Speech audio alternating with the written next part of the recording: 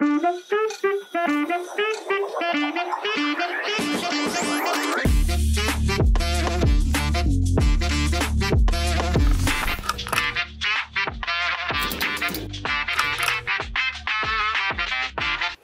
есімім Айгерім, 12 жылдық тәжірибем бар. Мамолог, онколог маманымын.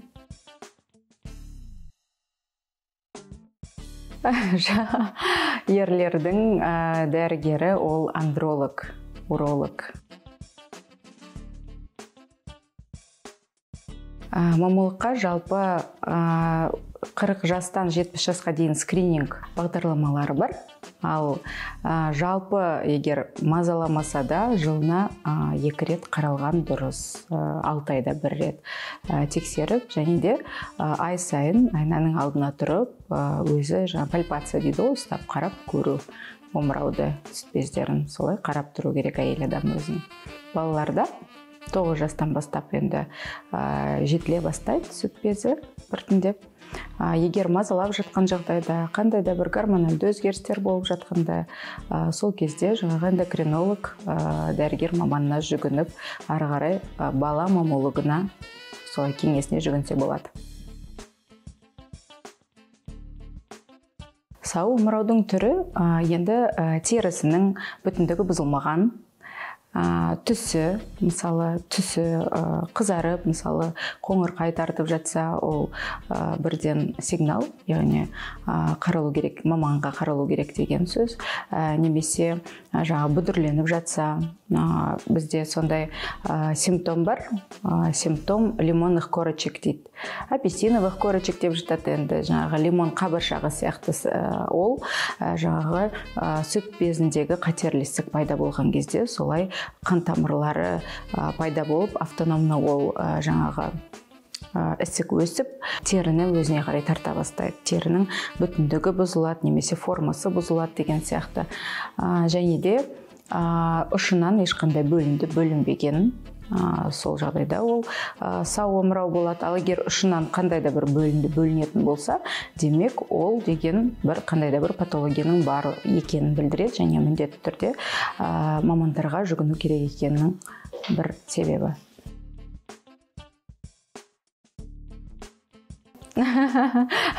Керісінше деп айтар едім. Себебі омырау кішкентай болғаннан кейін, ол жерде жаңағы железистая ткань дейді.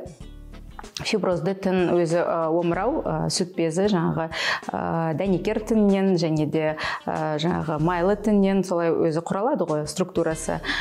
Сол аз болғандықтан ол жерде себептер де аз болады. Ал егер үлкен омырау болса, көбіне жаңағы жылауық дейді ғой, кисталар көбірек кездеседі осы үлкен омырауларда. Және де қазір енді жасанды омырауларды жасатып жатыр ғой үлкен. Егер оларға келетін болсақ, онда тіптен қиындау, әсіресе мынау онколог мамологтарға, себебі қандай да бір түйінді анықтау үшін диагностика жасау мүмкін емес. Жай УЗИ-мен оны қарай алмайсыз, өйткені ол жаңа импланттың әсерінен ол көрінбейді. Енді емізуге аса импланттың әсері жоқ, бірақ енді мейлінше ондай имплантты жаңағы 3 баланы босанғаннан кейін, балаларын босанып болғаннан кейін жаңағы омыраудың салбырап қалады ғой, енді формасы кетіп қалады. Әйел адамына эстетикалық жағынан кішкене бір ыңғайсыздық тудырады. Сол жағдайларда ғана үлкейтуге, имплант қоюға кеңес беретін едім. Ал оған дейін білмеймін, енді ең бастысы баланы дүниеге аман есен алып келіп, соны өсіру ғой, негізгі миссиясы әйел адамның. Ал кейіннен оны жасата береді жаңа имплантты. Бірақ енді ол сүт безінің жаңағыдай сүттің келуіне бір қандай да бір ондай тудырмайды проблемаларды.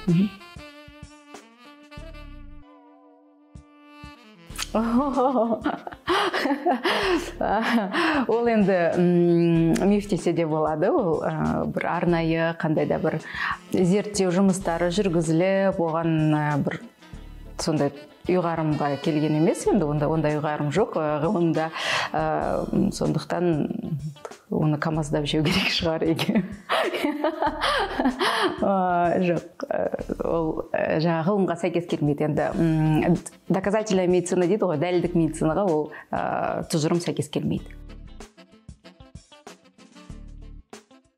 Тек қана имплант, тек қана экспандер жаңағыдай имплант қойып қана үлкейтуге болады. Ал басқа қалай енді имплантты мен бәріне кеңес бере алмаймын. Ол енді негізі сол қатерлі-ісікпен ауырған науқастарға негізгі шығарылған. Кейіннен ол сол индустрияға, сәндік индустрияға кетіп қалды, ол пластикалық жаңа ота жасату. Енді қазір мейкаптар да бар, солай бронзатормен жағып қою керек шығар. Білмеймін. Енді жасандылықтың керегі жоқ деп ойлаймын. Негізі шынайы болған дұрыс. Шынайы сұлулық ең әдемі сұлулық сол. Ол енді сіз көзбояушылықпен жаңағыдай олай бояп, сосын енді разочарование дейді ғой, сондай да болып қалуы мүмкін ғой. Сондықтан қазір енді түрлі жаңағы пушап дейміз, жаңағы пушапмен сондай лифчик деп жатсы ғой, жаңа сіздің сөзіңізбен айтайын, енді сол методпен, сондай әдіспен үлкейтсе болады. Қандай да бір мантраны айтып, немесе жаңа картошка жеп, капуста жеп деген ол миф. Егер жаңа имплант қоятын жағдайда ғана, мысалы, егер бір жағдайлар болады, қыздар өте үлкен өлшемді жаңағы имплантты қойып алады. Өзінің конституциясына сай емес. Енді өзіміздің табиғатымызға сәйкес беріледі ғой барлық зат. Енді табиғат өте жаңағы ақылды ғой, барлығын нақты беріледі әр жаңағы өлшемге сәйкес әр адамға. Ал бір қыздар өздері кішкентай бола тұра, мысалы, нәзік бола тұра үлкен имплантты қойып алады да, одан кейін әрине ол ауырлық тудырады, әрине ол остеохондрозын шақыруы мүмкін. Бірақ енді оның ғылыми зерттелген тұжырымдары бар ма жоқ па екенін білмейді екен.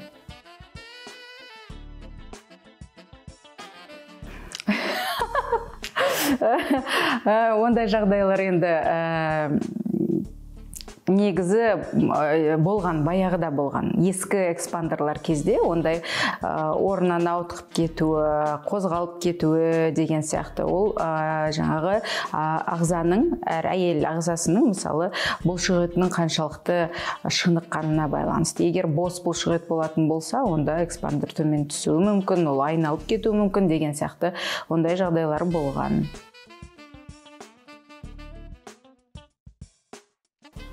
Жоқ, ол тұжырым дұрыс емес. Кей жағдайларда болып жатады. Баланың өсу кезінде, мысалы, қыздардың даму сатысында қандай да бір эндокринологиялық бір өзгерістер болады да, соның нәтижесінде бір омырау екіншісінен үлкендеу болып қалады. Ол қатерлі-ісікке жатпайды, ол аномалия десе де болады. Өсу кезіндегі балалардың аномалиясы. Бірақ қатерлі-ісік кезде де үлкейеді омырау. Сондықтан кәдімгі диагностикадан өту керек, негізгі диагностикалардан. Сүт безінің қатерлі-ісігінің алғашқы белгілері өкінішке орай ерте сатысында ол білінбеуі мүмкін.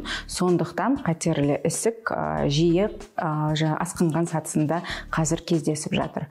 Не үшін осы мемлекеттік бағдарлама ұйымдастырылған, мемлекеттің тарапынан тегін әйелдерге сол қатерлі ісіктің алдын алу үшін. Сондықтан сол скринингтік жобалардан қалмай қатысу керек. Біздің әйелдер өте жауапкершілікті, өздеріне алғысы келмейді. Жұмыстамын, басқадамын деп тіпті тегін шақыртылып жатса да, сол емханаларға бармайды. Сондықтан уақытында мейлінше жаңағыдай дәрігерге қаралып тұру керек, міндетті түрде. Және дами келе ол қатерлі ісік бағанағы айтып кеткендей, қандай да бір бөлінуі мүмкін шынан, немесе бір түйінді табуы мүмкін әйел өзінен, немесе кейінгі сатыларында, асқынған сатыларында терінің бүтіндігінің бұзылуы, жаңағыдай лимон қабаты тәрізді терінің өзгерістері, бүдірленуі, сондай бар, сондай өзгерістері. Сүт безінің қатерлі ісігі, тұқым қуалаушылығы бар, бірақ ол егер гендік мутациясы бар болса ғана балада.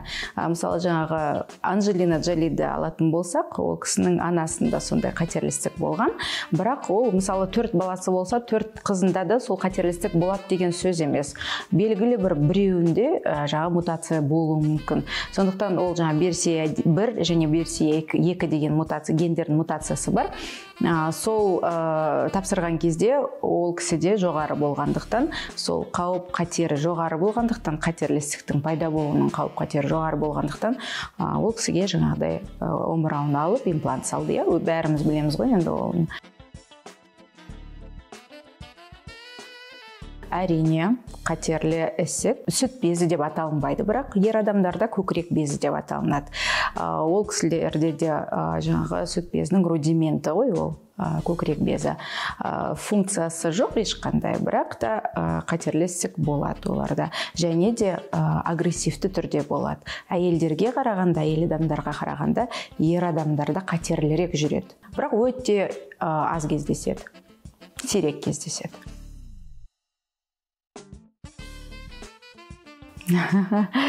Лифчик кию, зиян. Ол қандай жаңағы лифчик? Егер сүйекті болатын болса, мысалы, слоновой кость деп айтып жатады, түрлі темірі бар болатын болса, егер үнемі ол жаңағы тітіркендіретін болса, омыраудың жаңағы безді тітіркендіретін болса, үнемі онда қандай да бір өзгеріске алып келу мүмкін, бірақ енді қатерлі ісікке алып келеді деген тұжырым жоқ, ешқандай ғылыми тұжырым жоқ.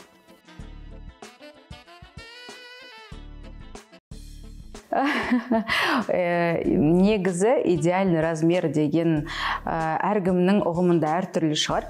Бірақ мен ойлаймын, табиғаттың өзінің берген сұлулығы, берген өлшемі, размері деп жатсы ғой, сол ең идеальный. Қазақта әдемі сөз бар. Ауырып ем іздегенше, ауырмайтын жол ізде дейді. Ауырып ем іздеп, фондқа ақша жинап деген сияқты, ол фондқа ақша жинаған күннің өзінде де, шетелге барған күннің өзінде де қатерлі ісікті емдеу қиын. Әрине бар, толық жазылып кеткен жағдайларда бар, емі де бар, күнделікті зерттеліп жатыр, күнделікті ашылып жатыр бұл жаңа технологиялар, жаңа дәрі-дәрмектер. Алайда оның барлығы енді қатерлі ісікті жаңағыдай толығымен жойып, немесе бүкіл өмір бақи тоқтатып тастайды деген ондай ешқандай гарантиясы жоқ енді. Сондықтан одан да алдын алып, жылына 2 рет маммолог дәрігеріне қаралып, немесе сүт безінің ультрадыбыстық зерттеуін жасап, солай өзіңізге қамқорлық жасаған дұрыс. Баланы емізуден дұрыс шығарудың ең жақсы жолы ол біртіндеп емізуді бір емізуден азайтып отыру. Яғни, мысалы, түнде ана 5 рет тұратын болса, онда күнделікті бір емізуді төмендетіп отыру керек. 4 ретке, одан кейінгі 2 күнде 3 ретке, кейінгі 2 күнде 2 ретке, солай 1 рет, сосын күндізгіні дәл солай төмендетіп отырады. Сонда бала үшін де, ана үшін де ол стресстік жағдай болмайды. Бізді көп жағдайда байлап тастап, зеленка дейді ғой, жағып тастап, баланы қорқытып, үркітіп, ащы нелерді жақып қойды, крем бар ма, басқа бар ма. Олай жасаудың қажеті жоқ. Ол балаға да, өзі әйелге де үлкен психикалық травма болуы мүмкін, психологиясына да. Бала өз жаныңызда болу керек, бірақ енді көп мейірлене бермеу керек. Әр балаға қарап мейірленген сайын, ол әрине пролактин көбейіп, балаға сүт бөлінеді. Және де қаншалықты баланы көп емізген сайын мынау сосательный акт дейді, ему акты болған кезде гипофизға сигнал барады да, гипофиздан пролактин гормоны жоғарылап солай сүт бөлінеді негізі. Ал егер жаңағы сол азая берсе ему процесі, онда біртіндеп пролактин гормоны да төмендей бастайды, жаңағыдай табиғи жолмен солай шығару керек болады. Ал байлап тастау, бояп тастау, немесе баланы басқа жаққа беріп жіберу, ол үлкен травмаға алып келуі мүмкін. Баланың жаңағы өте күдікшіл болып өсуіне, жаңағы стресске берілгіш болып өсуіне, сонда истерикаға берілгіш болып өсуіне ол да ықпалын тигізетінін ғалымдар дәлелдеп кеткен. Сондықтан біртіндеп шығару керек табиғи жолмен. Маммографияда, УЗИда. Себебі ол екеуі бір-бірін толықтырады. Маммографияны 40 жастан 70 жасқа дейін жасау тиімді, өйткені жаңа тіндерді жақсы көреді. Ал ультрадыбыстық зерттеу ол жастарда жиі қолданылады, 40 жасқа дейінгілерде де.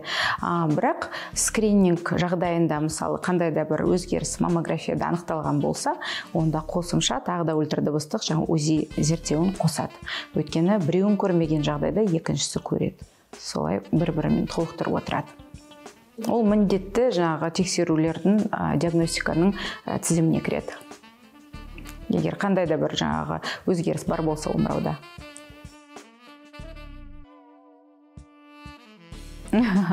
Аномолог емес, бір тұрпай екен құлаққа. Маммолог деген сөз, ол латын тілінен аударғанда мамма деген, ол сүт безі деген сөзді білдіреді. Логия дегеніміз, енді логос деген бәріміз білеміз, ғылым білдіреді.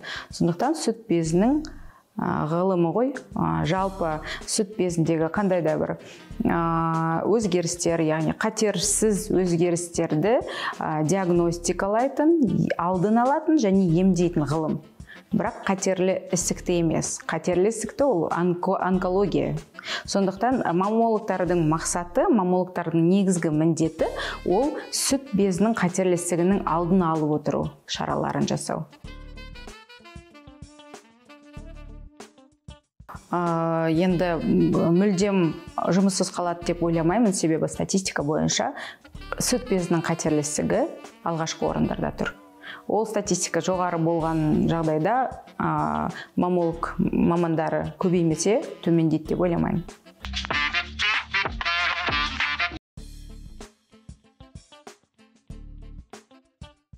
Маммолог болу үшін ең бірінші медицина жаңағы университеті бар ғой.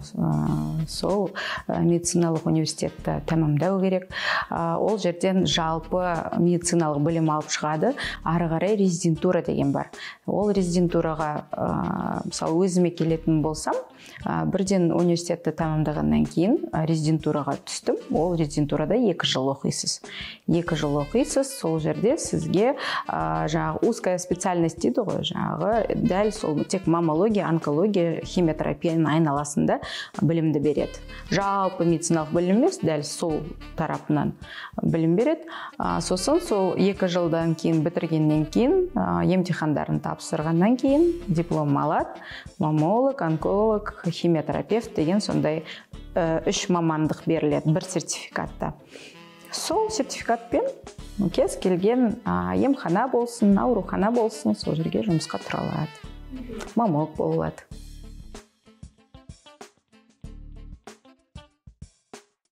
Маммологтың жалақысы, егер емханаға келетін болсақ, мен емханада да жұмыс істедім, 0,5 ставка дейді ғой. Сол кезде 150 мың болды. Бірақ аптасына 2-3 рет қана барасың, және түстен кейін барып жүрдім. Соның өзі 150 болды. Ал енді жаңағы ақылы нелер болады, ақылы бөлім болады, немесе орталықтар, ақылы орталықтар бар, мысалы, үкіметке қарамайтын Ол жерлерде 50-де 50 немесе 50-де 40 деген процент бойынша жұмыс істейді. Науқастың қанша саған келетін болса, соның жартысын сол орталықтың басшылығына немесе сол жақтың қалтасына кетеді, қалғанын сен өзіңе аласың, сол кабинетте отырғаның үшін мысалы. Енді маммологтың мансап жолы әркімде әрқалай, әркімнің өз таңдауына қарай. Біреуге мансап маңызды емес. Ал біреуге мансап маңызды болатын болса, онда маммолог маманын алдыңыз, мысалы резидентураны, одан кейін ары қарай магистратураға түсуіңіз керек болады. Магистратураның магистр медицинских наук деген жаңағы медицина ғылымының магистрі деген қағазды алғаннан кейін ары қарай меңгерушісі болсаңыз болады, бір бөлімнің мысалы сол, немесе скринингтік бөлімнің мысалы меңгерушісі болсаңыз болады, немесе ары қарай талпынысына қарай бас дәрігер болсаңыз болады, онкологиялық орталықтардың, немесе өзіңіздің клиникаңызды ашсаңыз болады, кабинетіңізді кішкентай ашсаңыз болады, әйелдерге көмек ретінде.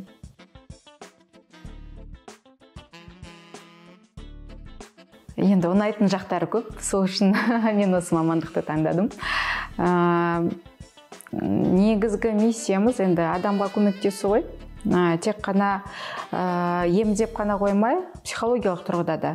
Себебі біздің Қазақстанда жетіспейтіндігі ол психологтардың мамандарының жоқтың қасы, психолог мамандарының.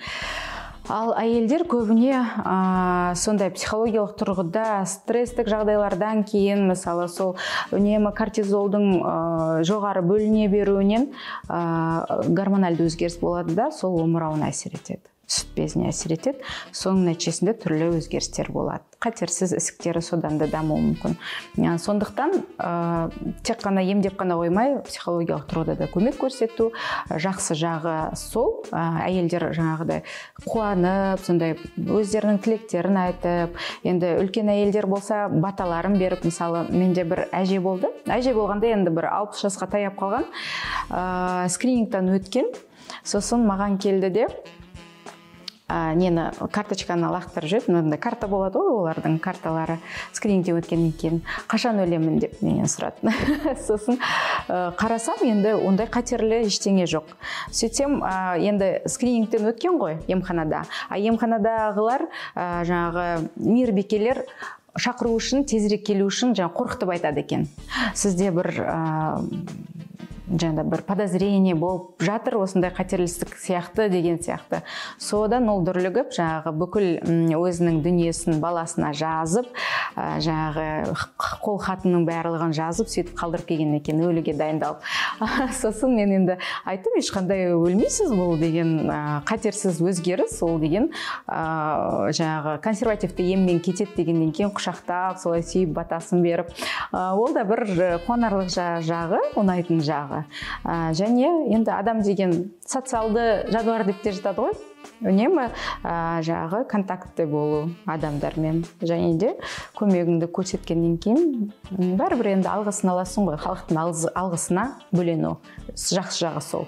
Ұнамайтын жағы, егер қатерлі ісік анықталып қалған жағдайда, оны жеткізу, науқасқа айтып түсіндіру, үміт отын жағу, сендіру, емі бар, бастаңыз дегенді. Соны бастап кете алса, ол да жақсы жағы болып кетеді маған, мен үшін. Жаман жағы енді сол жеткізу, жаман хабарды жеткізу. Жалпы адамды сүю керек. Адам өзін сүйген кезде басқа адамдарды сүйе алады. Сол тұрғысы, одан кейін үнемі дамып отыру керек. Ғылым бір орында тұрған жоқ, медицина бір орында тұрған жоқ. Қай жақта жаңалық бар, сол жаққа қарай жүгіру керек. Және өзінің практикасында соны қолданып отыру керек. Және проявляться дейді ғой, өзін өз көрсетуге ұялмау керек, қорықпау керек, бастау керек.